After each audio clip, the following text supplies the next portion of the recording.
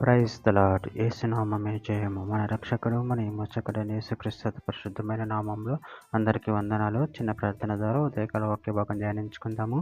పరిశుద్ధుడ మహాగణుడు అనే దేవ యేసయ్య, సర్వాధికారినైన నీకే వేలాది వందనములు, కృతజ్ఞత స్తుతి స్తోత్రం చెల్లించుకుంటున్నాను దేవ. ఉదయకాలం ప్రభు వాక్య భాగం ధ్యానిస్తుండగా వాక్య భాగం మాకు అర్థమాటలు సహాయం చేసి మీ కృపలో బలపరిచి మీకు మాదిరిగా మమ్మల్ని నడిపించి మీ చిత్తాన్ని మా జీవితంలో జరిగించమని చిన్న ప్రార్థన ప్రభు యేసుక్రీస్తు అతి పరిశుద్ధమైన నామములు అడిగి వేడుకుంటున్నాను తండ్రి. Amen amen. ఎఫెసీయులకు రాసిన పత్రిక 3వ అధ్యాయము 13వ వచనము.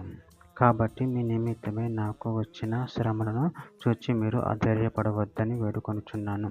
ఇవి మీకు మహిమకరములై ఉన్నవి. ఆమెన్. దేవుడి వాక్య భాగం దీవించును గాక. ప్రభునందు ప్రియులారా, ఇక్కడ వాక్య భాగంలో గమనించినట్లయితే, కాబట్టి మీ నిమిత్తమే నాకు వచ్చిన శ్రమలను చూచి మీరు ఆధారపడవద్దని వేడుకొనుచున్నాను. ఇవి మీకు మహిమకరములై ఉన్నవి.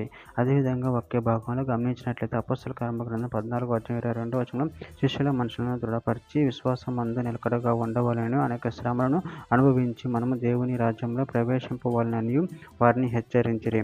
గల్తీయులకు రాసిన పత్రిక 6వ అధ్యాయం 9వ వచనం. మనం మేలు చేయటి యందు ఇసుకక యుందు మనము అనేక మేలు చేసిద్దమని తగిన కాలమందు పంట కోతము. కొరింథీయులకు రాసిన 2వ పత్రిక 1వ అధ్యాయం 6వ వచనం. మేము శ్రమ పొందినను మీ ఆదరణ కొరకును రక్షణ కొరకును పొందుదుము. మేము ఆదరణ పొందినను మీ ఆదరణ కొరకే పొందుదుము. ఈ ఆదరణ మేము కూడా పొందుచున్నట్టు ఆ శ్రమలను ఓపికతో సహించుటకు కార్యసాధకమై ఉన్నది. యెషయా గ్రంథం 55వ అధ్యాయం 6వ వచనం. యెహోవా మీకు దొరుకు కాలమునందు ఆయనను వెదుకుడి, ఆయన సమీపంలో ఉండగా ఆయనను వేడుకొనుడి. ఫిలిప్పీయులకు రాసిన పత్రిక 1వ అధ్యాయం 14వ వచనం. మరియు సహోదరులైన వారిలో ఎక్కువ మంది నా బంధకముల మూలముగా ప్రభువునందు స్థిర విశ్వాసం గలవారు నిర్భయంగా దేవుని వాక్యం బోధించుటకు మరి విశేష ధైర్యము తెచ్చుకొనిరి. తిమోతికి రాసిన 2వ పత్రిక 1వ అధ్యాయం 8వ వచనం. కాబట్టి నువ్వు మన ప్రభు విషయమైన సాక్ష్యమును గూర్చి అయినను ఆయన ఖైదీనైన నన్ను గూర్చి అయినను సిగ్గుపడక దేవుని శక్తిని బట్టి సువార్త నిమిత్తమే శ్రమానుభవంలో పాలువాడివై ఉండుము. తిమోతికి రాసిన 2వ పత్రిక 2వ అధ్యాయం 10వ వచనం. అందుచేత ఏర్పరచబడిన వారు నిత్యమైన మహిమతో కూడా క్రీస్తు యేసునందు రక్షణ పొందవాలని నేను వారి కొరకు సమస్తమును ఓర్చుకొనుచున్నాను.